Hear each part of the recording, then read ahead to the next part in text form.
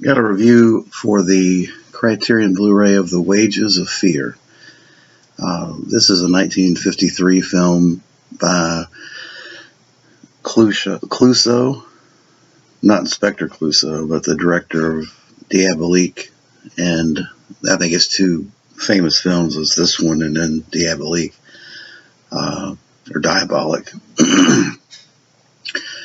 This is a 2.5-hour film about four guys working for an American oil company in a hellhole in South America, and their task is to drive through a treacherous mountainside to deliver nitroglycerin to another oil field on the other side of the mountain. And it's a set against that backdrop of danger.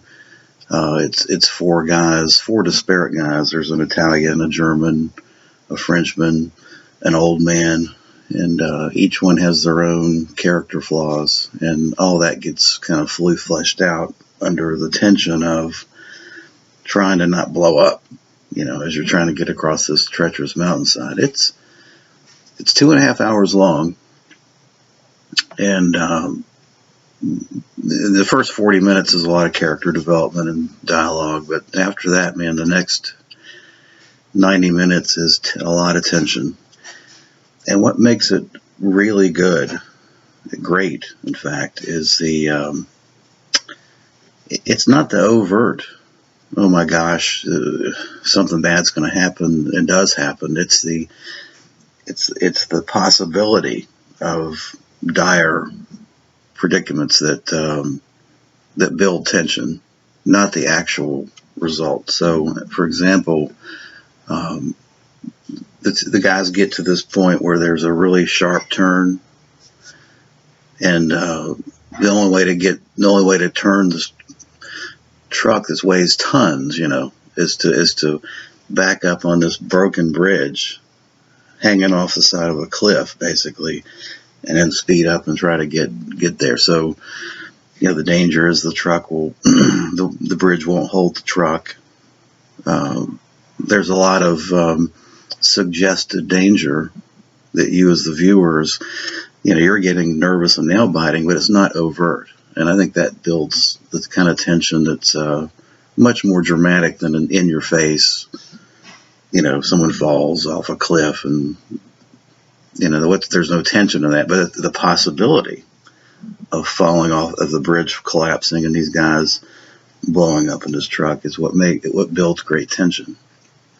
And there's all kinds of scenes like that where it's the possibility of something bad happening, and you're watching it thinking, oh gosh, this could be terrible, but nothing. Sometimes it happens, sometimes it doesn't. So it's a great tension builder. The other interesting part of this film is it's a thriller tension builder, but it's also a great character study. These four guys with their own character flaws are find out a lot about themselves and each other, and they bond, they fight, they bond through the danger of this mission that they've got. I think the other moral of this film is that men in general will tend to leave what's cherished to them, leave behind what's cherished to them for some foolhardy, sometimes just really foolhardy missions.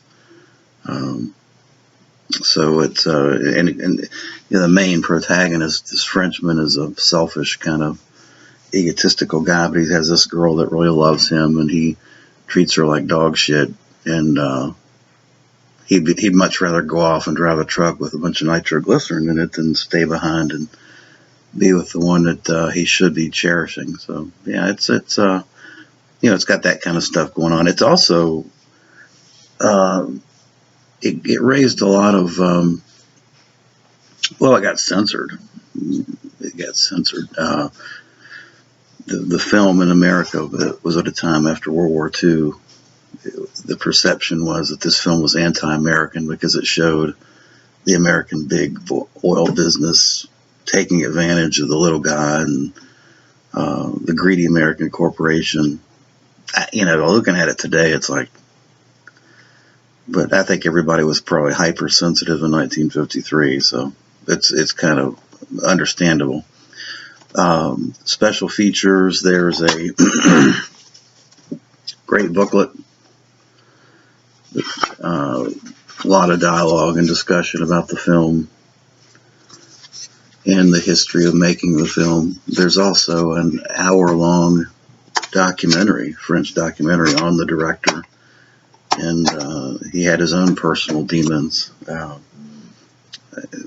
that's a fascinating hour-long documentary. Anyway, it's the typical Criterion quality stuff, and probably one of their best, in my opinion. So thanks for watching.